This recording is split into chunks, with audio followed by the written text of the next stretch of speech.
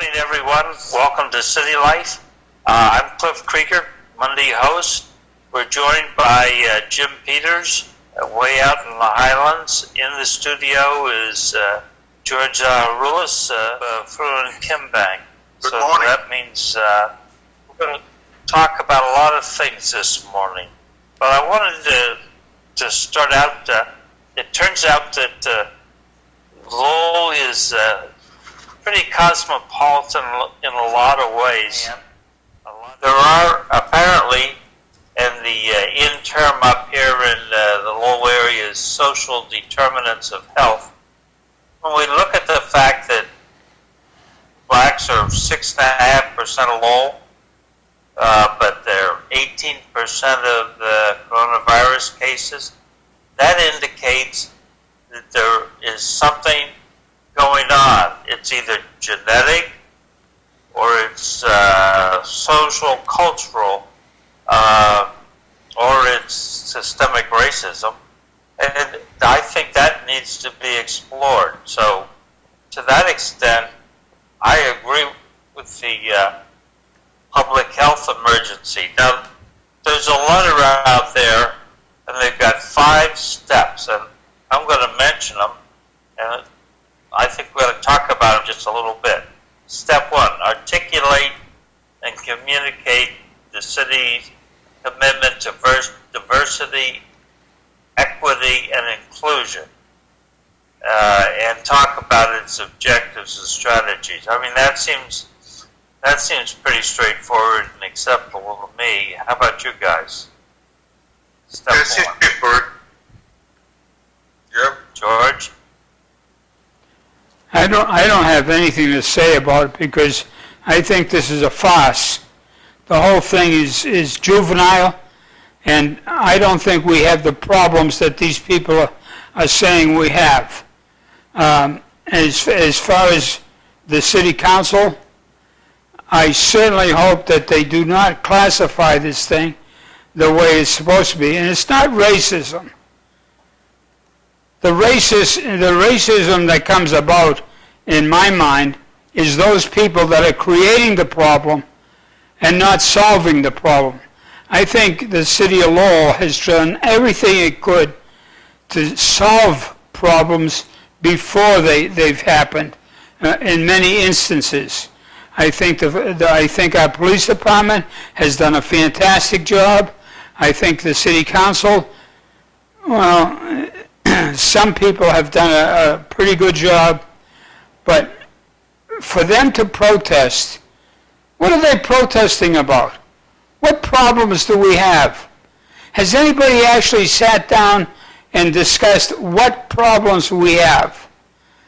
No, I don't even want to hear the 5 points because it came from a source of people that I think are just looking for, printed space in a newspaper.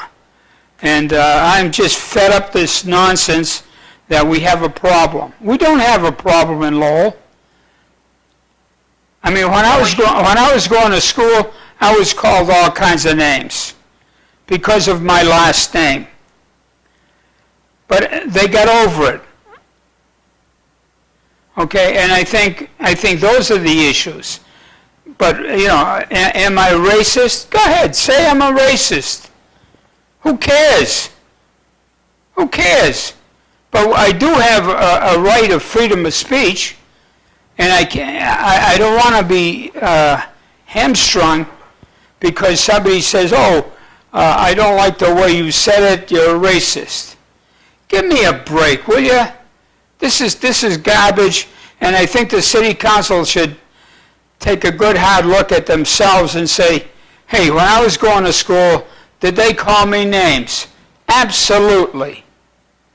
I defy any one of those people that are sitting presently in the city council if something hasn't been said to them that is derogatory to them, to their physical character, or anything else. And this is a lot of nonsense. But it's only my opinion. Don't sugarcoat it, George. Pardon? Don't sugarcoat it. Yeah. I'm just fed up with it. I mean, look at this sophomore in school, and she wants to do something, and she turns around and makes a comment, and a very good person gets fired over nothing.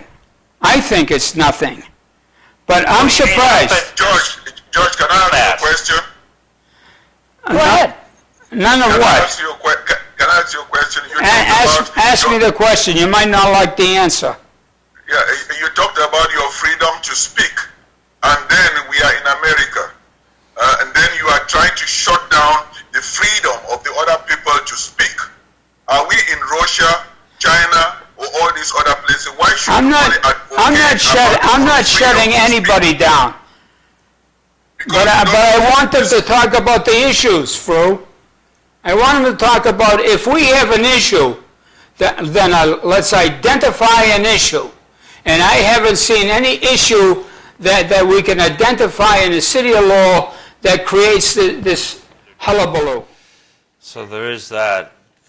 So Fru had a poem, and we're coming up on 7 o'clock. Fru's daughter, who's up Son. there. No, this is the daughter. Oh. Has a poem. Fru, do you want to read the poem, or would you like me to read it? Oh, Cliff, it would be lovely if you read it, please. That's the poem written by my daughter, Mankind Kimbem. She is a graduate of Lowell High, UMass Amherst, Boston University, and she had her PhD in nursing and public health from John Hopkins University, and she's a professor at University of Minnesota now. You must be very proud. Very, very proud of her. Yeah. Minnesota, yeah. So here's the poem. If another person asks me how I'm doing, I'm going to scream. How do you think I'm doing? How do you think I've been doing? How long have you known me? How does my pain now concern you? How do you think I'll be doing tomorrow? Even before I was born, my brothers and sisters have and are being killed for no reason. Emmett Till, George Floyd, Sandra Bland, Breonna Taylor, too many to name. Where were you then? Did you see me hurting them? Did you see me hurting then? How do you think I've been doing? What makes you think you deserve a response today? Your white privilege, your peace of mind, the fact that you don't fear walking down the street, the fact that you only represent yourself and I represent us all? Should I be grateful that you finally recognized my pain? Actually, having you recognize my pain, do you understand why and how I hurt? Do you understand the part you're playing in my pain? Is it because you care, feel guilty, or because it's the flavor of the moment? If this is just going along with the flow, please let me be. I need all my energy. I need to pray for brothers. I need to pray for sisters. I need to be strong for my siblings and community. If you've recognized my pain, great. Here's how I'm feeling. I am angry. I am sad. I'm afraid. I'm feeling all of these at the same time, together and continuously. Now you know, and you can help. Listen to me. Listen to my brother. Listen to my sister. I mean, listen to us. Fully listen. And that's the poem. It's a pretty powerful poem. Thank you. Very, very nice. And you know what? It also applies to other nationalities. Yep. Yes, it does, yeah. Thank you, Cliff. So, but it's not just a U.S. problem. Would your daughter like to be teaching in a university in Bemidja right now? Of course. I mean, once you are a university professor, I mean, the name university means you are a teacher in the universe. So she would, the knowledge that she has acquired in this country, thank God, that knowledge will be applied everywhere. And as we are reading this poem from her own mind, you would see that the poem doesn't, it goes cross cultures, it goes international and universe. It's about humanity and mankind. Yes, it is. It comes across very well too. Thank you. So, are you going to send this to the Lowell Sun and see if they'll print it? I wish, would you do that? How can I do that? You just send it to the Letter to the editor. editorial office. Okay, I will send it to Chris Scott. Chris Scott, that would be good. And I'll send him an email too. Okay. So, your son came back for the Monday. What do we call that? A listening session, a protest, a demonstration by the high school students on Monday? Well, he went back to his alumni, Lowell High. Yes. And he said, and what, he just graduated from Suffolk? Yes, he graduated from Suffolk. He's going to law school. Oh, one of them. The lawyer. Weekend. Anyway, your son, quoting your son, Fru. I thought I kind of took, and this is from the Lowell Sun, so you can look it up in the Lowell Sun from Sunday. I thought I kind of took on the weight of taking everything 4 years ago, so it doesn't happen today, he said. It's still happening.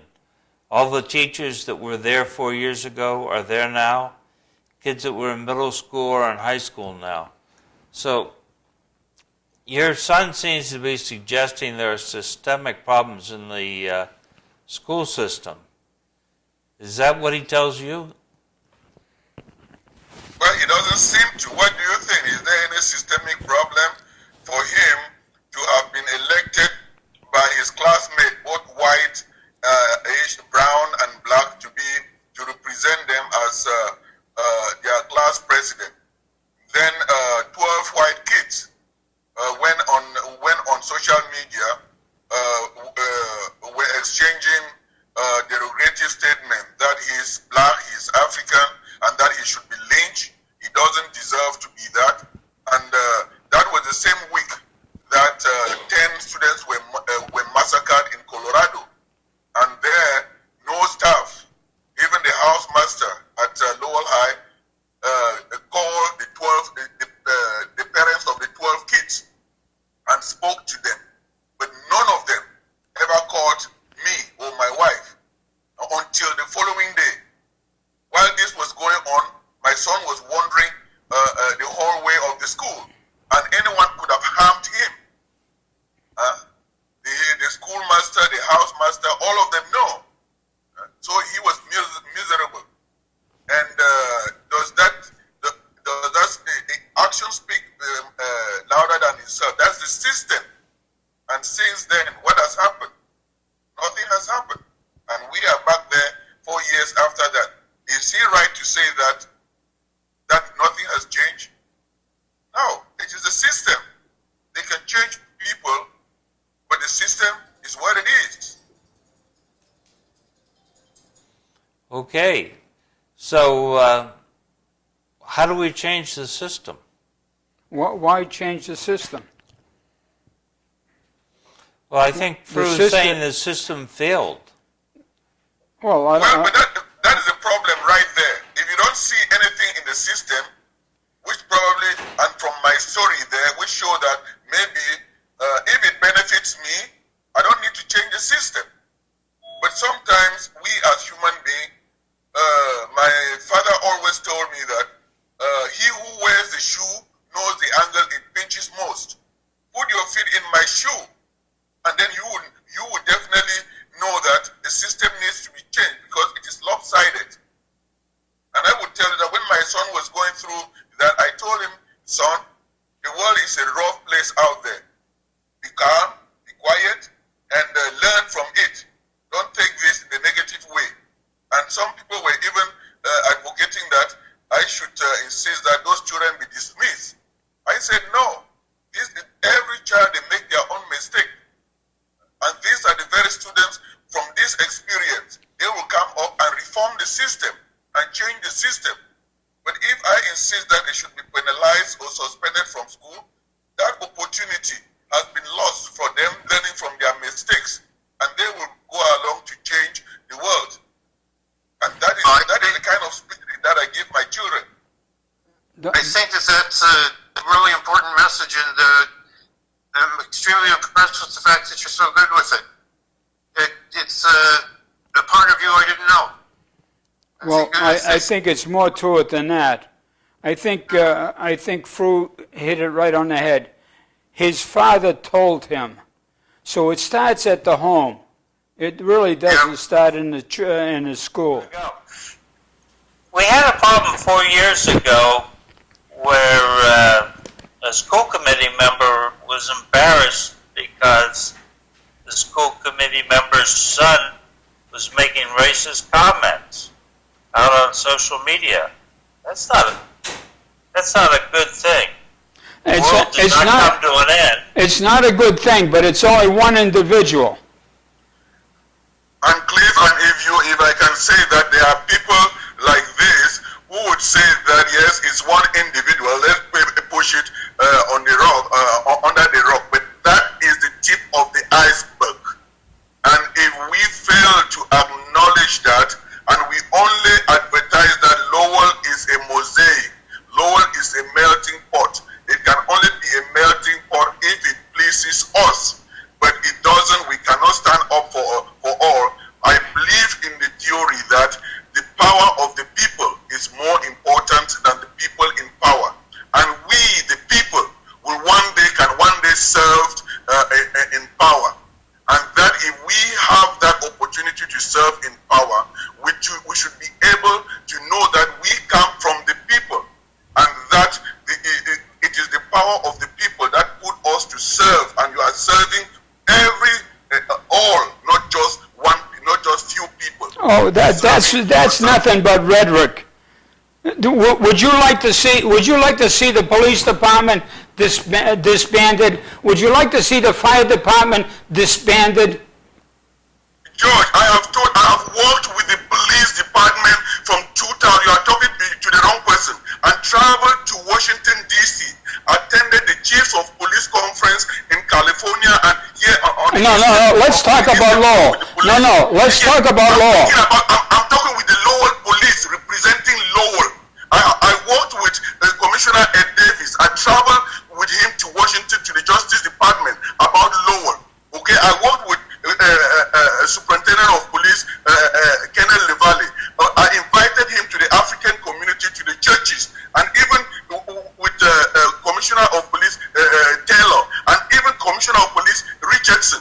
They have gone to the African community, to the churches, and actually present peace. We stand with the police. We support our police. We do everything to make their work easy. So when you are talking like that, don't think that you point a finger at someone who throws stones at the police. I respect our police, because behind that blue uniform, they are our brothers and sisters. They are our friends. I'm glad to hear that. I'm glad to hear that. So you should acknowledge that the image.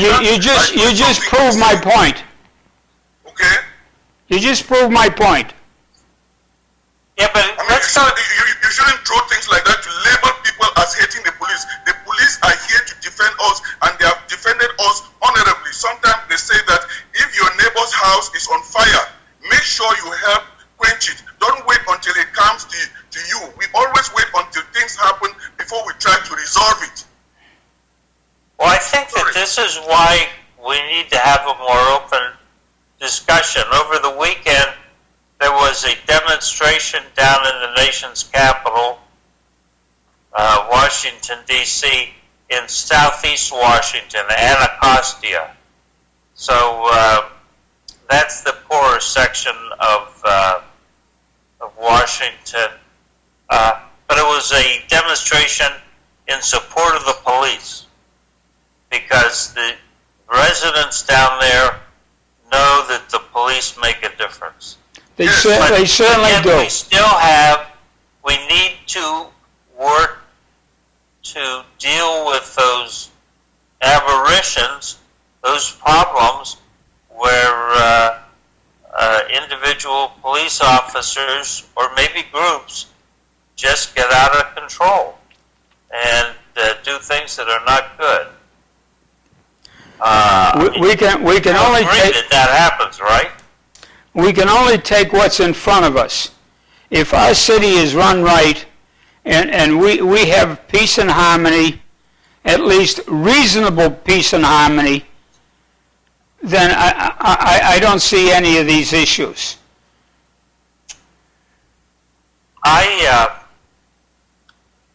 I'm glad to hear you say that, because it sounds like you read my letter to the editor from a couple of weeks ago.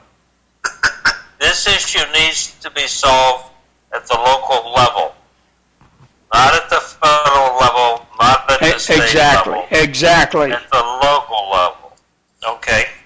My personal opinion is it's not a good return on value, but on the other hand, having it is a good indication that the leadership of government thinks it's important. So I don't know. What do you think, Farouk? Well, it's important if you bring the right people to talk about racism. If you bring people who do not believe in racism and who have not experienced racism and who don't believe that racism is systemic and who do not even acknowledge that racism started hundreds of years ago, to try to preach about racism now, you are simply pouring gasoline on fire. Right? Yeah, but you know what? Is racism hundreds of years old, or is it thousands of years old? Thousands of years. Well, I'm talking about the kind of racism that started when the Western world reached Africa.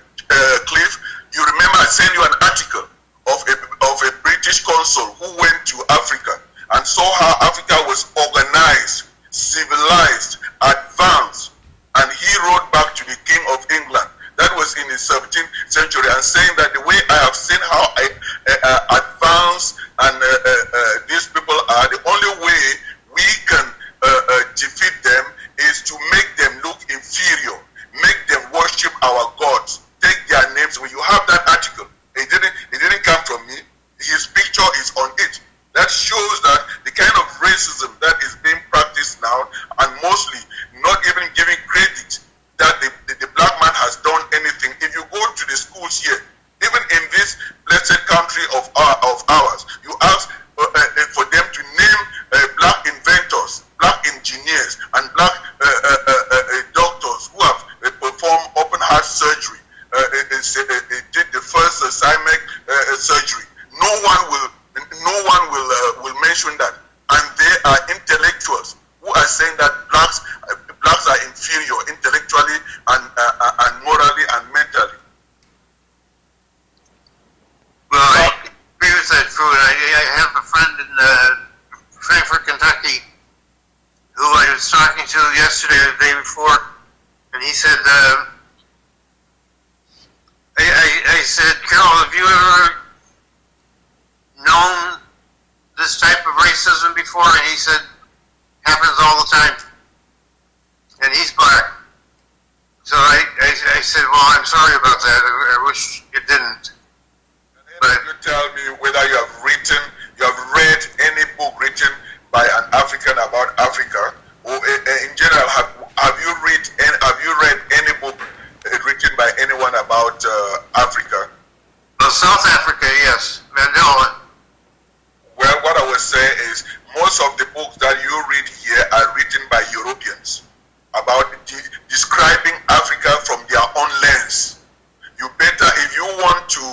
understand someone, as I said on this show, you walk in that person's shoe, because when once what the Europeans have written about Africa, and they have painted Africa as evil, and that is the reason why you see most Africans and most black people will not identify with Africa, even though it's the richest continent that has all the world and everything, and that is where education even started.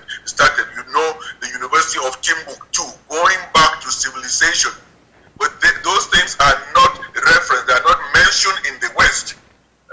So that even us Africans around the world will not be proud of where they come from, as Europeans are proud of the history of Europe. Oh, wait, I read some tourist guide from about 800 years ago written by some African. Who was that? Remember that book? Cliff, no. I mean, you are a little bit far advanced in that than me. Thank you. I can't remember now. Should there be an independent body looking at the police? Yes. Well, yes, because I think that the police are our brothers and sisters. Just the different. We all like the police, but one thing that all of us on this panel, without exception, will agree is no one, even the police themselves, they don't like police brutality, because that 1%, or even that half percent of 99.9 that do that, they discredit the 99.9 good officers that put their lives on the line for us, because they leave their families like you and I in their houses and go up to defend us, and we should equally give them that protection so that they can come back and see their loved ones. Just because they have that blue uniform on them does not make them that they are not our brothers, they are not our fathers, they are not our cousins, they are not members of our community. To me, my take on Black Lives Matter is, what about me? Your mother comes into the room and she says, okay, I'm taking Cliff, Fru, and John for ice cream. And you're leaving Jim and I out. That's Yeah. instantly, that's what, and I think that's what black people have been living with their whole life. I know Fru's got to go. Go ahead, Fru. Well, I just want to give about Black Lives Matter. When you see what is going on with Black Lives Matter, does it question you that why is it that the population of people pushing Black Lives Matter is the white population around Europe, around the world? What do you? Why is it that now that this is what black people have been going through for many centuries? That should tell you that 9 minutes of a police officer's knee on the neck of George Floyd, gasping for air, calling his mother, and it was videotaped. Social media has actually educated the white and the European population to see what the black people have been going through for centuries. They have a knee. They have been a knee on their neck, on our neck, that has not been able to brought to the light of everybody. So when they are saying now Black Lives Matter is a manifestation and also a testimony in support of the fact that these guys have been, the knee has been on the black people for all this century. The light has been turned off, and intentionally it was turned off by, like you remember I said that the power of the people is more important than the people in power. When that light, when George Floyd's death turned on the light, turned on the switch, the whole wide world saw a human being gasping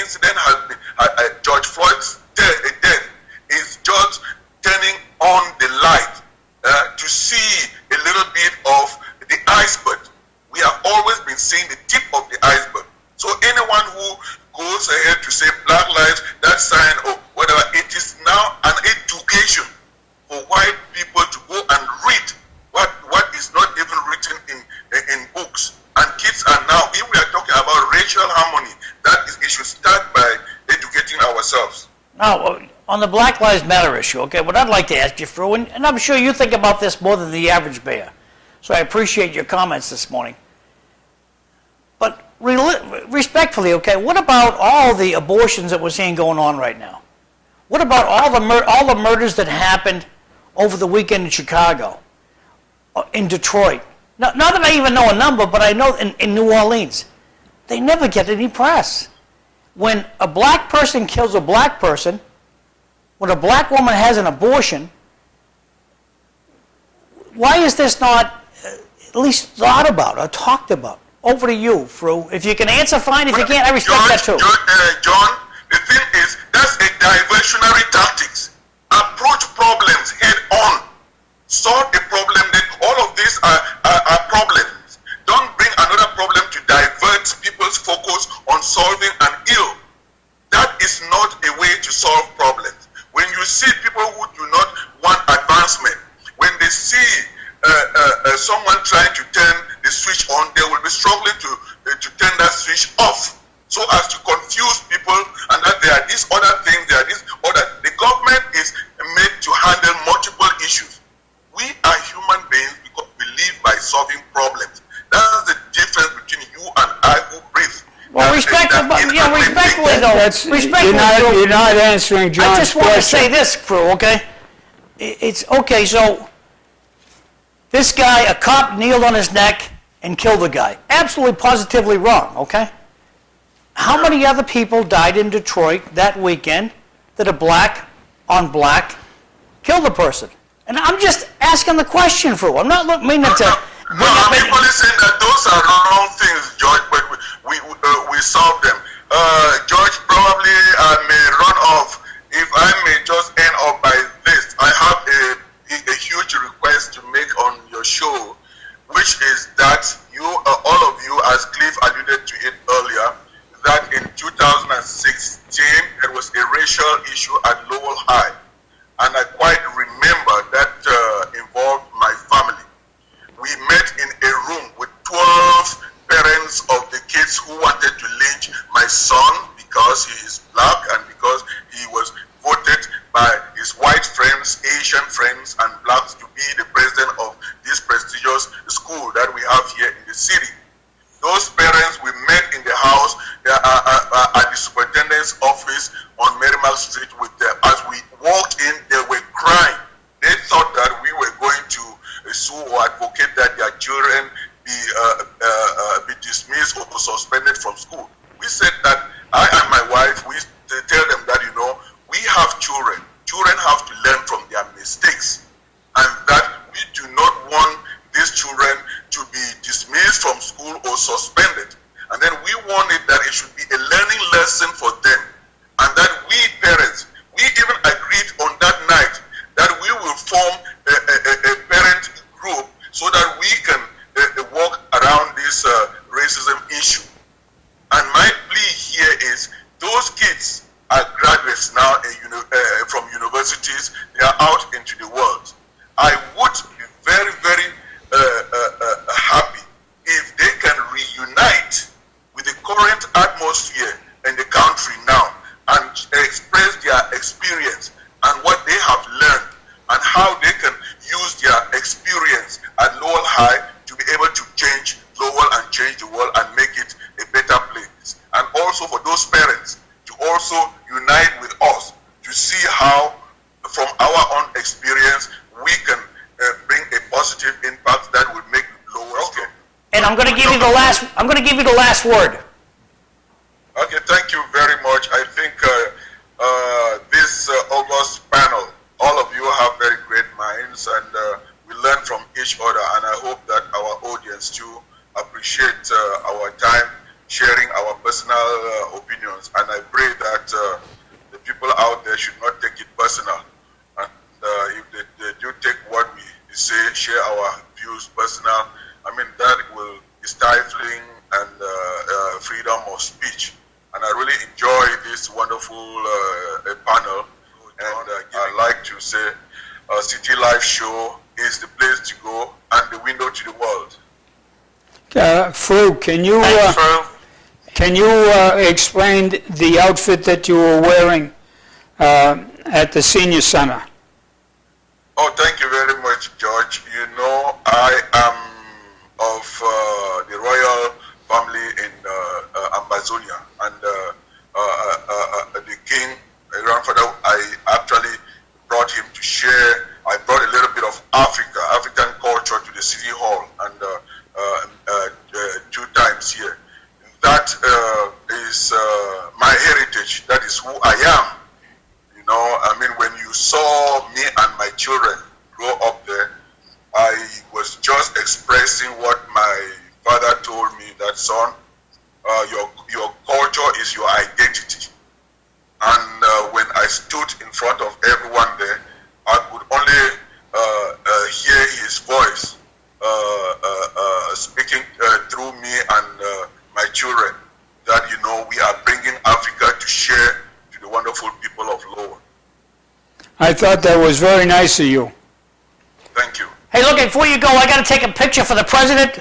So let me get this ready. Give me your best smile. Give me your best smile, your best wave. Here we go.